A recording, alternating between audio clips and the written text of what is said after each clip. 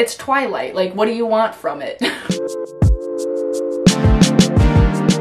Okay guys, hey, welcome back to my channel. My name is Sydney, and today we are talking about Midnight Sun. This, friends, is a 658-page book that I just read in less than 2 days. It is the 5th book in the Twilight saga, though it is kind of going back in time. It's literally just Twilight written from Edward's perspective. I don't know about you, but I was really excited about it because Edward was like everything for me when I was a kid. When I first read Twilight, I was hardcore Team Edward. I had his cardboard cutout in my room growing up. They even came out with like an Edward Cullen perfume, and I bought that too because I am a loser. But before we get into the actual review of the book, I wanted to mention that down in the description I have a link so that you can go check out and help the Quileute tribe. The link is a place that you can go educate yourself and donate to the tribe so that we can help them move to higher grounds since they've been dealing with issues with flooding. And I strongly encourage you to donate at least $1, anything that you can, especially if you are buying a copy of Midnight Sun. We definitely want to make sure that we're focusing our efforts where they really need to be, as I know a lot of us want to read Midnight Sun for that nostalgic aspect and everything like that. We just need to do it because it's literally just how we are. We also need to be very conscious of what happened with Twilight and the Quileute tribe and everything surrounding it, so please check out that link and give if you are able to. But without further ado, let's dive into Midnight Sun. Avi's joining us as per usual. Before we get into things, I mean, this is Midnight Sun. I'm assuming that if you're watching this video, you have either read Twilight, seen some of the movies, or you kind of have a gist of what's going on. I'm not going to go into very specific plot points, but I will be talking about like classic scenes in the story and how they differed from Midnight Sun to Twilight. So if you don't want any knowledge of when those things happen, then maybe don't watch this. But otherwise, if you have the gist of what's going on, I think you should be safe. Okay, so right off the bat, let's talk about the writing style. So Stephenie Meyer, her writing for me has never been like the end-all be-all. I will read everything this author puts out just because her writing was so compelling. For me personally, her writing is neither here nor there. It's not bad, but it's not like everything, you know? The way she writes is still gripping. Like, obviously, I read this book in less than 2 days, half because I wanted to make this video, but half also because, I mean, it is gripping. I mean, the way she writes is good. I do really enjoy it, but it's not something that I would put high on a list of the best writers that I've ever read, you know? However, I did really appreciate when comparing Midnight Sun writing to Twilight's writing. Obviously, Twilight is written from Bella's perspective and Midnight Sun is written from Edward's perspective. So the overall tone of the story of Midnight Sun is much more dark and moody, and in a way is kind of told from the villain's perspective of the story in a way. In comparing the two like narrations or point of views, I really did enjoy Edward's perspective so much more. I think that it was really interesting hearing from his mind, half because obviously he's a vampire, and hearing his internal struggles and the way that he describes how he's attracted to Bella is obviously troubling, but I mean, if you think about it, that's what a vampire is attracted to, so it's not far off, even though it is kind of uncomfy. But it is interesting to hear from his point of view in a sense of he's a very old soul, intelligent vampire, while Bella is a 17-year-old girl. So their mindsets are very different, and I definitely enjoyed Edward's perspective much more. Midnight Sun felt like it just had a lot more sustenance to me. It had a lot more compelling features of the story, in a sense that obviously we know that Edward can read minds, so we get a little bit more in depth on a lot of different characters than we did in Twilight. I'm gonna go further into detail on characters here in a second, but I felt like all of the times that in Twilight we were watching Bella and she was at her house kind of dealing with all of her normal human things, you know, like she would email her mom or she would go downstairs and make food and then deal with her father, making dinner, things like that. The things that were going on in that time in Twilight and then reading the same time period in Midnight Sun and what Edward was doing was just much more interesting, you know? Like, he's dealing with other vampire-y things and hanging out with his family, who is a little bit more dynamic than Edward and Bella's father, even though we love Charlie, don't get me wrong. Just from, like, a storytelling perspective, I think that what was going on in Edward's life was a little bit more exciting than Bella's life, so it made for a more interesting story. Hearing all of Edward's internal struggles, dealing with his temptations to, you know, kill Bella, and also his desire to keep her alive and be with her forever. It was interesting, but also kind of frustrating because there was the time in the meadow, you know, the classic glittery scene. And this was when Edward kind of decided that he was no longer a threat to Bella and his future was kind of set, that he was no longer going to kill her, that he was going to hold on to her and love her forever.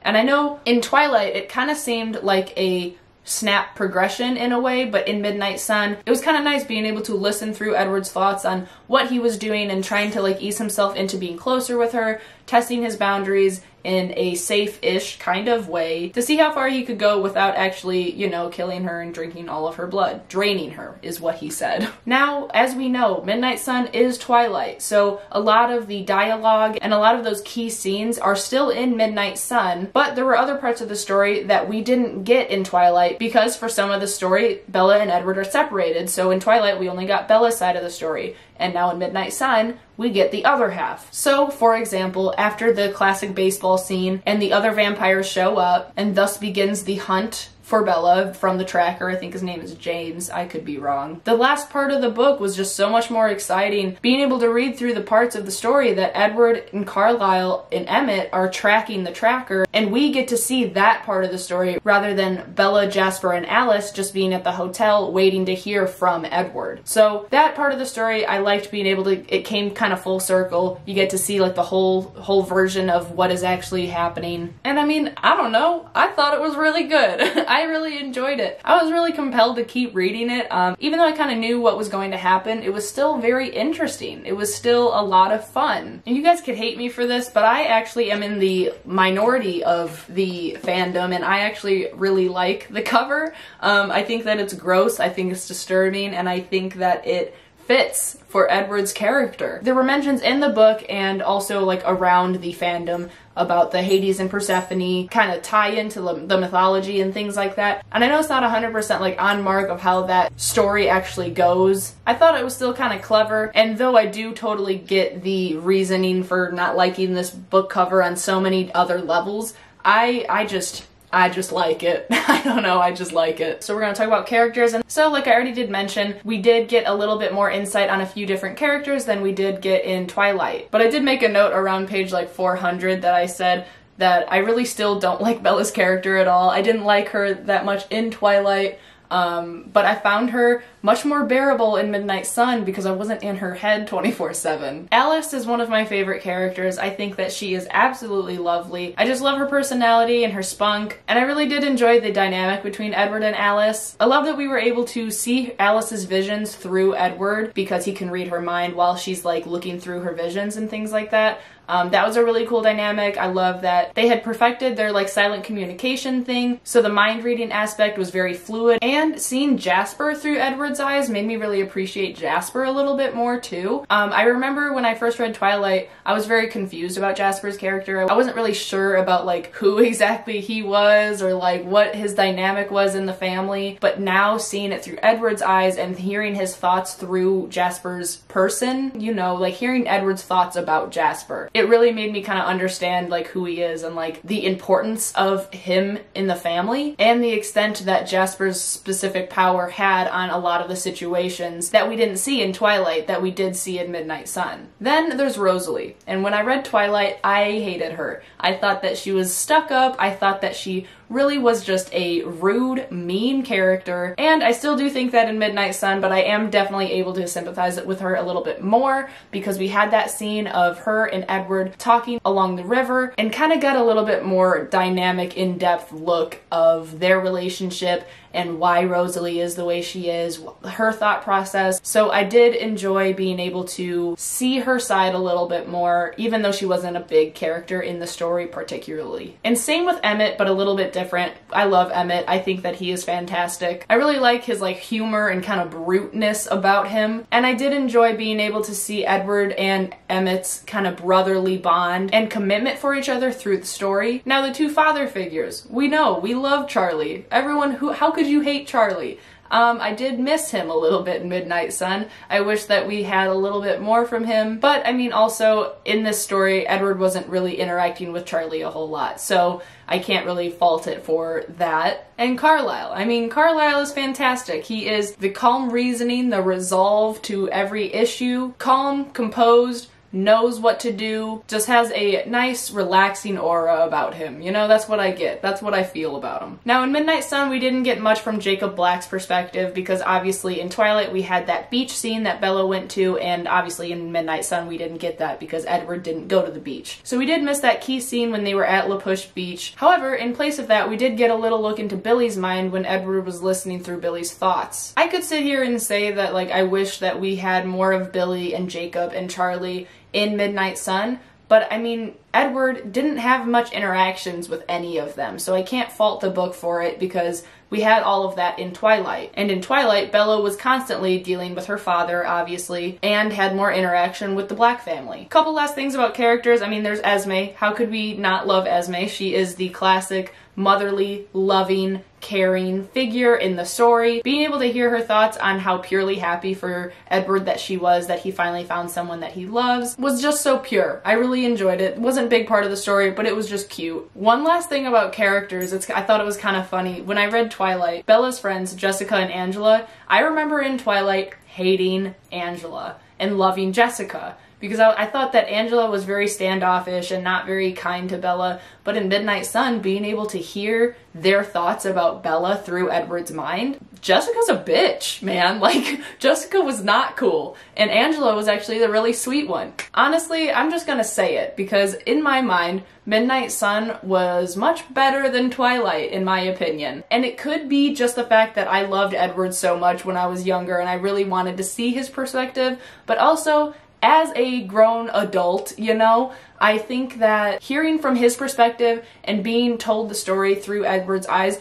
was just so much more compelling. It was just much more interesting. There was so much more sustenance in Midnight Sun than there was in Twilight. This wouldn't be a full circle video if I didn't also mention the problematic natures of it. I mean, this is Edward Cullen. He is a controlling, hormonal vampire. He's very forceful. He is borderline abusive in a few different ways. It is classic though. I mean, like, we're seeing it from his perspective, so we don't feel as bad because we can hear his inner dialogue. And I mean, the way that he talks about her, obviously, like I mentioned before, he's a vampire, so the things that are attractive to him, like the blushing color of her cheeks, makes the venom pool in his mouth or whatever. Like, yeah, it makes you uncomfortable, but also, that's what vampires would be attracted to, you know? So I mean, like, not saying that I can understand it, but I can see why it's written that way.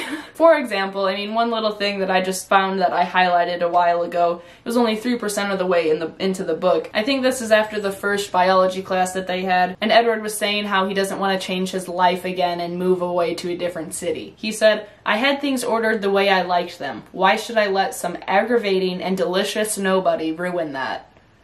I don't like that. That makes me uncomfortable. I don't know. There was just plenty of things like that, you know? That might be all I have for you. When comparing Twilight to Midnight Sun, I think that Midnight Sun is better than Twilight. It's just a perspective and the way that the story was told that I enjoyed a lot more. Hearing from a vampire rather than a 17-year-old girl. I mean, it was just a little bit more compelling for me. Granted, Twilight does have that nostalgic aspect, because I read it when I was a kid, and it was literally like one of the series that got me into reading heavily. And again, please look at the link in my description to donate if you're able to the Quileute tribe. And I'm gonna have some other links down there so that you can support the Black Lives Matter movement, as well as some LGBTQ+ organizations and places that you can educate yourself on. So please check those out. But I mean, that's all I have for you guys. I read this book way too quick so that I can get this video out ASAP, and I had a great time. I really enjoyed it. I think that I am gonna end up giving it like a 4 out of 5, 4.5, I don't know. It's Twilight, like, what do you want from it? I'm between a 4 and a 5. Like, you know, it has that nostalgia aspect to it because Edward's my guy. As problematic as he is, he's my guy. Yeah, I mean, that's all I have for you. So thanks for watching. Don't forget to subscribe, like the video. I appreciate your support. And as always, be kind to one another and happy reading.